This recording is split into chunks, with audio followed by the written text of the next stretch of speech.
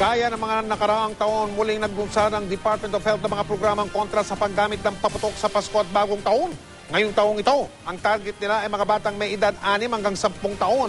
At para mas mahikayat silang huwag gumamit ng paputok, idinaan ng DOH sa pagga-Gangnam Style ang kanilang kampanya. Nakatutok si Claire Delfin. Tuwing sasalubungin na lang ang Bagong Taon, ganito ang sitwasyon sa karamihan sa mga ospital sa bansa.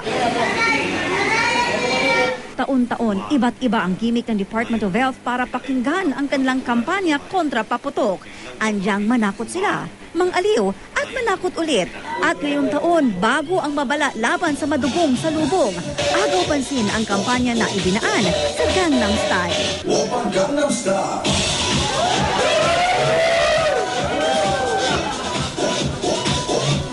Si DOH Assistant Secretary Eric Tayag ang nanguna sa paghataw sa muling paglunsad ng programang APPEAR o Aksyon Paputok, Injury Reduction o Iwas Paputok.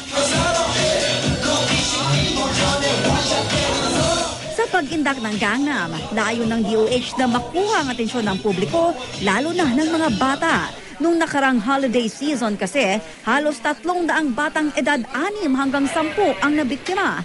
1,021 injuries ang kabuang bilang na naitala noon.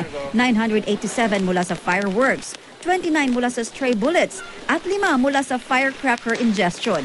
Halos pareho lang ng naitala noong 2010. 80% sa mga kasong ito nangyari sa Metro Manila. Hindi rin namin inaalis na tradisyon na sa ating bansa ang salubungin ng masaya ang Bagong Taon. Kaya nga po, gumagawa kami ng ibang paraan. So ito po, ginawa na namin na yung pagsayaw, street party, yung CD, re-reissue namin yon. Makakatulong lahat yon. Dagdag na paalala naman ng pulisya sa mga hindi makaiwas sa paputok. Yung legal na ang bilhin at huwag yung mga bawal at illegal gaya ng mga imported at yung lampas sa 1/3 na kutsarita ang lamang pulbura. And the last is of course yung mixture ng phosphorus or sulfur, that of chlorates. Kasi alam ng DOH to na ito ay talaga hazardous sa mga at nakakamatay ito. Hindi basta mura na sa bangketa, safe po siyang gamitin. Lahat po ng babala sa paputok nakalagay po doon sa packaging. Apela naman ng Eco Waste Coalition sa Taong Bayan, isipin din ang kapaligiran ngayong Pasko. Ito rin ay may epekto sa hangin, kundi sa buong kapaligiran. Pati hayop ay maapektuhan din.